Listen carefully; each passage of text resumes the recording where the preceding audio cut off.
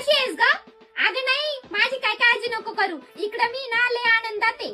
अगं सासू सासऱ्यांचा स्वभाव आहे ना लय प्रेमळ आहे. दोघं बी ना मला पर त्यांच्या मुलीसारखं मानत्या.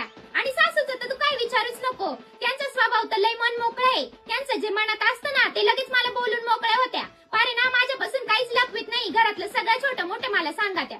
अगं मम्मी आता कालचंच बघ ना, त्या आमच्या शेजारच्या सर्व काय ना त्या ना माझ्या लग्नाच्या वेळी आजारी होत्या. त्याच्यामुळे त्यांना काय माझ्या लग्नाला यायला जमलं नाही. पण त्यांनी ना माझ्या सासूबाईंकडे आधीच माझ्यासाठी सोनमुखाची ना एक सोन्याची नथ ठेवली होती. तर कालच माझ्या सासूबाईंनी ना ती माझ्याकडे दिली आणि मला म्हटल्या तुझे सगळे सोन्याचे दागिने ना तुझ्याकडेच ठेव. आता मी बी काय करणार आहे ग माझ्याकडे ठेवून. मी बी ना सगळे माझे दागिने ना त्यांच्याकडेच देईल ठेवायला. Hello mummy. हा बोल ना ग. काय चालणार आहे माझं? कायमच आपलं रडगाणं. अगं आता तुला तर माहितीच आहे माझी सासू किती आतल्या गाठीची आहे. तिचंही ना पोटात एक असतं आणि वाटावर एक असतं.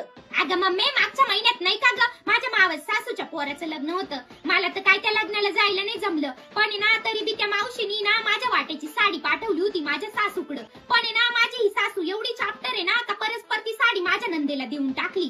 काल आली होती ना माझी ननंद तीच साडी घालून आली होती. बोलता बोलताय ना तिच्या तोंडातून बरोबर निघून गेलं का वहिनी ही तुमचीच साडी आहे, मावशीनी तुम्हाला दिलेली होती. तुम्हाला काय त्याचा कलर नाही आवडला म्हणून आईनी मला देऊन टाकली. बघ ना मम्मी एवढी तर आपल्या गाठीची बाई आहे आणि काय